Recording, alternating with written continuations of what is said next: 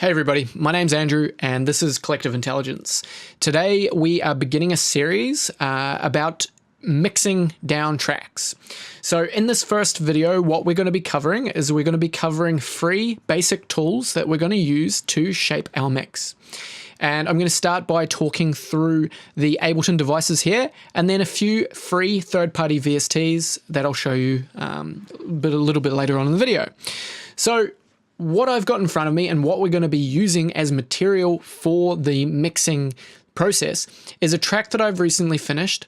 I've mixed it down separately, but I took the raw stems and I've taken a small section of the track, so 32 bars that you can see in front of you here, in quite a busy section of the track, and we're going to go through this and systematically mix it down. So in this video, we're talking about the plugins and the devices that we're going to use. In the next video, we're going to treat the kick and the drums, and then we'll systematically go through everything else, and it'll take as many videos as it needs before we've got this fully mixed and we can step back from it and say, yep, it's pretty much perfect. So let's get into it and start talking about the tools. So the first tool that you're going to use as a beginner mix engineer is an EQ. And you're going to use an EQ throughout your entire mix career, but you will start with EQ8 which is inbuilt into Ableton. So you find all of these guys in here. So you can type in the search EQ8 and it'll show up. All right. So what an EQ is used for is it's used to shape the frequency content of a particular chosen sound. So that means that you can cut parts out that you don't like. It means you can add parts that you do like. And it means you can just make adjustments to it overall. Right? So that is EQ, and we're going to take it very easy and we're going to use it very simply as we start to clean up, tidy up, and control our track. The next tool that we're going to use is a compressor. And compressors confuse and mystify people for a very long time when they're beginning with music production. But I'm going to try and explain it to you in the easiest terms so that you understand. So starting with a little bit of an explanation now, but then when we're using it in application, we'll get deeper into it. So a compressor is essentially controlling volume of a particular sound over time. So compressors are used when maybe you're a vocalist and you're singing into a microphone, but you're not very good at keeping your voice at the same volume. And when you've got your voice in your track, you'll notice that sometimes when you're singing quieter, your voice disappears and you can't hear it in the mix. And then sometimes you shout and it comes through the mix and it's too loud. That's not appropriate. You need to level that out over time. And that's what a compressor does. A compressor will automatically turn down or turn up sounds to keep a level amount of volume. So just think of it as though it's volume automation over time. So compressors we can use to also with a sound that has a strong attack like a hi-hat. If it's too harsh and we need to push it back in the mix, we can use a compressor to tame it. We can also use a compressor to pull out the attack of a sound, and we can use it for many, many other techniques. So we're going to be looking deeply at compressors and getting a good understanding of them. Next, we've got Ableton's utility, and this serves a whole lot of purposes. So it's got a gain control, so we can use it as a volume automator if we like. It's got panning for left and right, so we can use that instead of using the channel left and right if we prefer. We can sum something to mono. We can make bass mono under a certain amount. We can flip the polarity of a sound, so invert the phase.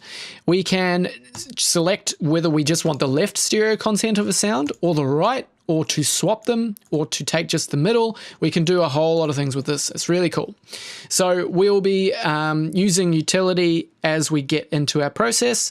The next is auto pan. So what an auto pan does is it's going to pan from left to right sounds. So it's going to move them in the stereo field automatically at a certain speed. So we'll use auto pans to great effect to create a wide mix.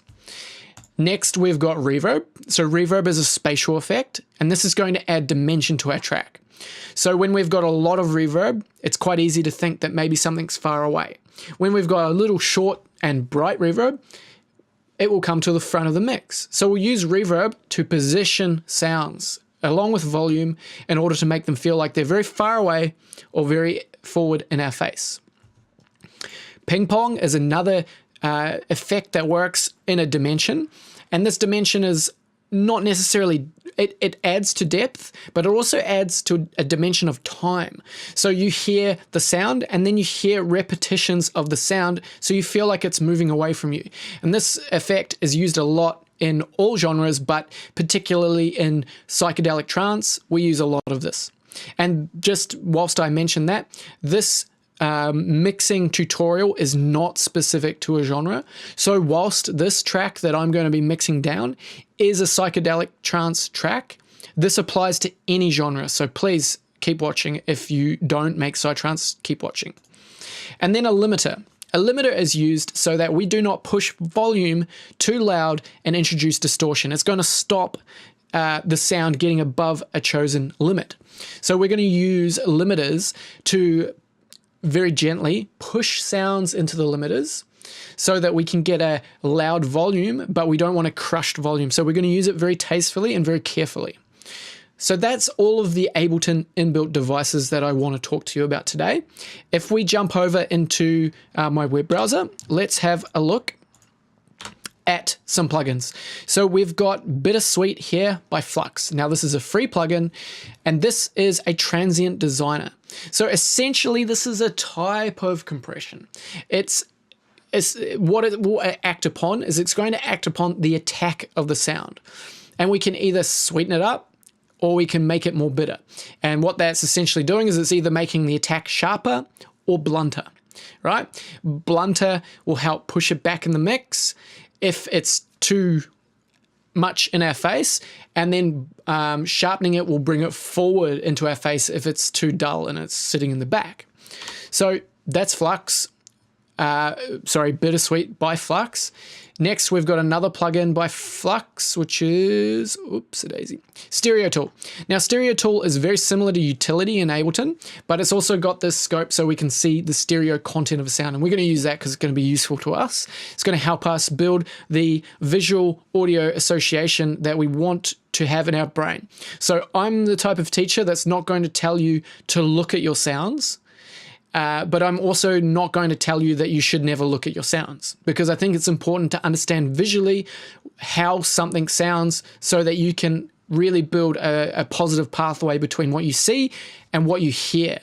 So your ears are what matters at the end of the day. So if it sounds good, it is good.